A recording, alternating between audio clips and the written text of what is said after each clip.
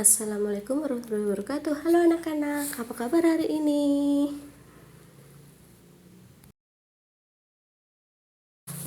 Berjumpa lagi bersama dengan Ibu Guru Ludia Fatmawati.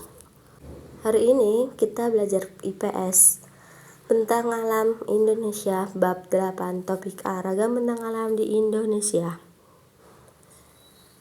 Bentang alam adalah segala sesuatu yang terdapat di permukaan bumi. Keberadaannya bisa dibuktikan dengan panca indera terbentuk melalui proses alamiah, merupakan anugerah dari Tuhan Yang Maha Esa bagi kehidupan manusia.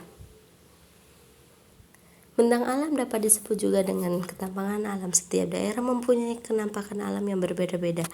Ada yang datar, ada yang berbukit-bukit, ada yang tertutup, dan ada pula yang digenangi oleh air. Pada dasarnya kenampakan alam dibagi menjadi dua, yaitu kenampakan alam wilayah daratan, kenampakan alam wilayah perairan. Kenampakan alam wilayah daratan adalah bagian dari permukaan bumi yang tidak digenangi air dan berbentuk padat. Kenampakan alam yang termasuk wilayah daratan adalah sebagai berikut. Pertama, dataran rendah. Dataran rendah adalah wilayah daratan yang memiliki ketinggian 0 sampai 200 meter di atas permukaan laut. Pada peta dataran biasanya digambarkan dengan warna hijau. Dataran rendah banyak dimanfaatkan oleh pemukiman, industri, dan dataran tinggi sangat terletak pada ketinggian di atas 200 meter dari permukaan laut. Dataran tinggi disebut juga dengan Pluto. Pada peta biasanya disimbolkan dengan warna coklat. Contohnya yaitu dataran tinggi di yang ketiga, pantai. Pantai adalah wilayah perbatasan antara laut dan daratan. Pantai ini contohnya pantai Senggigi di NTB dan sebagainya. Yang keempat, gunung. Gunung adalah bagian bumi yang menonjol tinggi dengan ketinggian puncaknya di atas 600 meter. Gunung dibedakan menjadi dua jenis, yaitu gunung berapi dan gunung tidak berapi.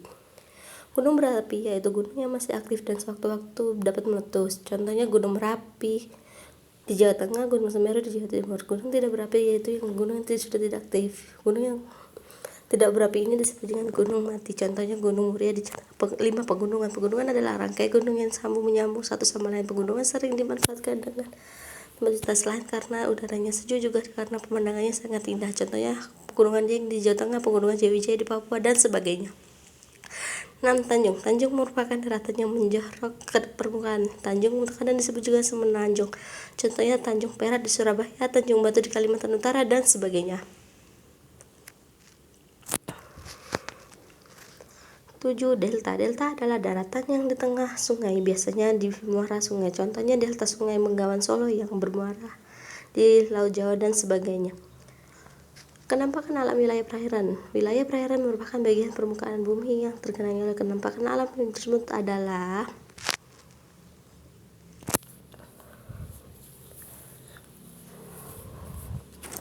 satu, sungai.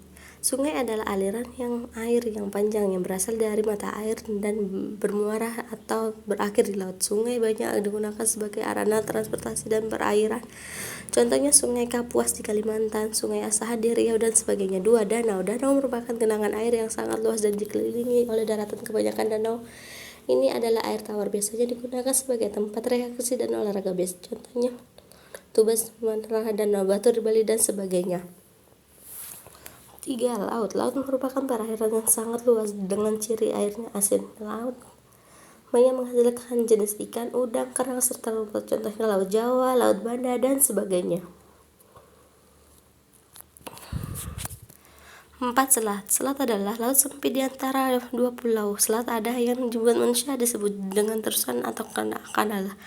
Selat sering digunakan sebagai transportasi antar pulau. Contohnya Selat Sunda di antara Pulau Sumatera dan Pulau Jawa, dan Selat Bali antar Kalimantan. Merupakan yang menjorok ke daratan. Ini Indonesia sangat pelabuhan dan contohnya Teluk Bayur di Sumatera, Teluk Cendrawasih di Papua, dan sebagainya.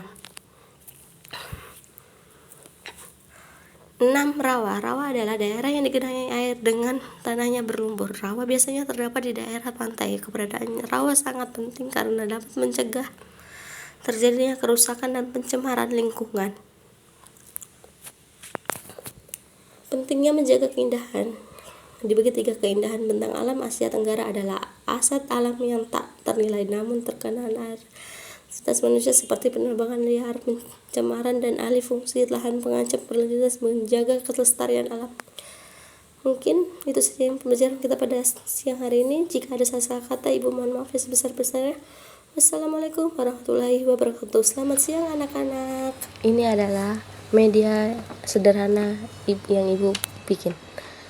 Ada daratan, penampakan alam wilayah daratan, ada pantai, ada dataran rendah, dataran tinggi, ada gunung, ada pegunungan, ada teluk. Yang penampakan alam wilayah perairan ada Selat Sunda, ada sungai, ada danau, ada selat. Itu saja mungkin yang Ibu bisa sampaikan.